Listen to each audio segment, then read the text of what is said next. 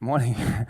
I want you guys to imagine or have a think about your favorite musician, your favorite current musician who is doing well in the music industry. Do you think that your school's music classroom is using the same technology that they are using in their studios?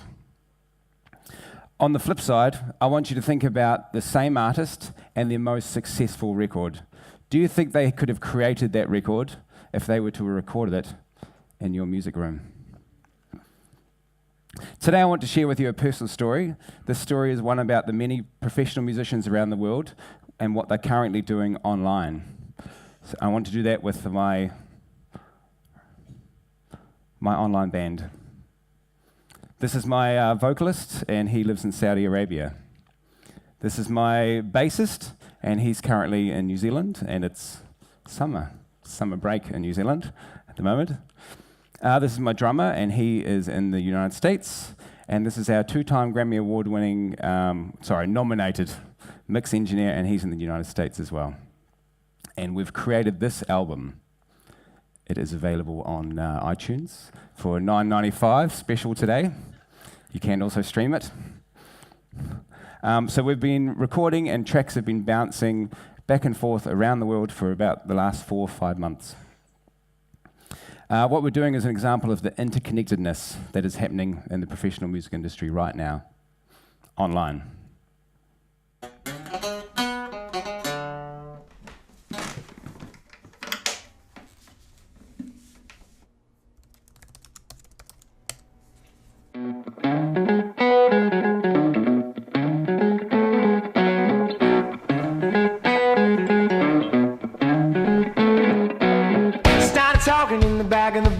And he liked the way I play my guitar. He was looking for a similar sound, trying to sell it to the suits in Midtown. And it might be nothing, but it might be something good.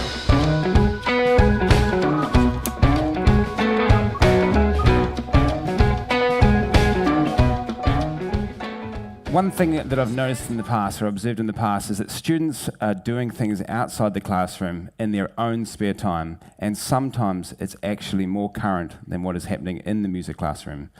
To reiterate Dr. Shabby's theory at VTC last year, she suggested during her keynote that if you're wanting to study educational leadership, study business leadership instead. Her reason for this was that business is much faster to jump on emerging technologies, whereas in education, we're sometimes lagging behind. The point I'm making is that the industry specific to your subject area is likely to be way ahead of what is happening in the classroom. Isn't it our job to bring the most current technology into the hands of our learners so they can be using the most current tools? Adapt or die is the business mantra. I don't know if you guys have heard of that. So next I want to go back in time a little bit, and I want to share 3 examples of that were emerging technology in the past and how they've influenced music culture today.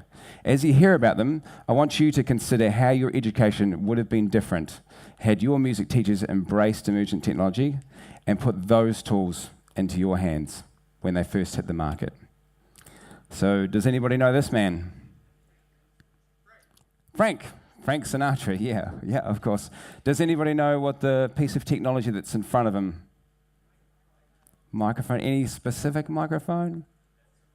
Condenser microphone, yeah, well done. Even more specific? U47, Newman, yeah? Okay, so back in the 1940s, condenser microphones were an emerging technology at that time that brought about new sounds to the music industry. It was all of a sudden, it was like the singer was singing, like whispering in your ear, which this was never done before. So you could say that the condenser microphone and that emerging technology was a huge contributing factor to Frank Sinatra and all the crooners that followed their sound. This is Jim Marshall, and in 1963, he and a few of his close buddies, they created a cheaper alternative to Fender amplification. After it was marketed extremely well, the legendary Marshall stack was born, and it changed rock and roll history for the last 40 years.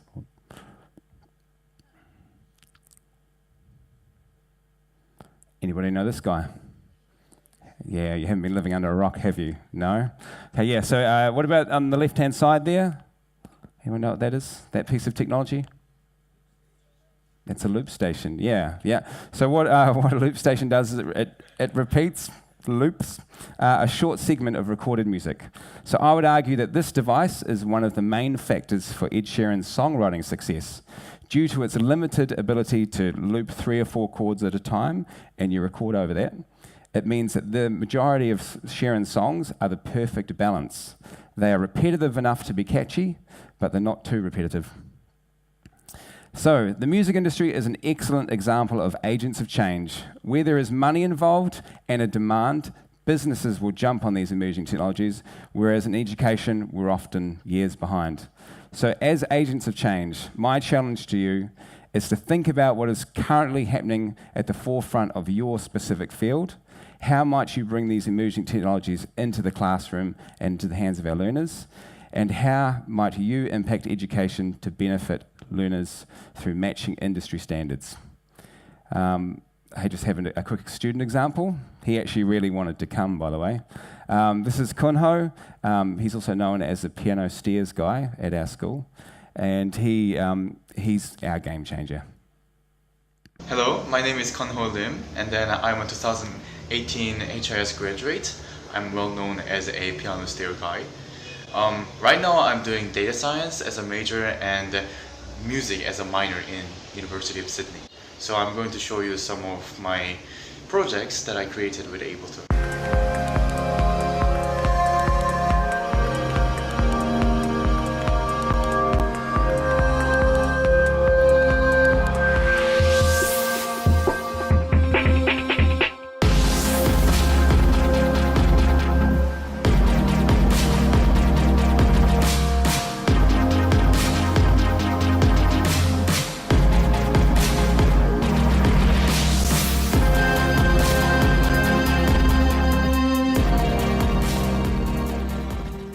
Thank you very much.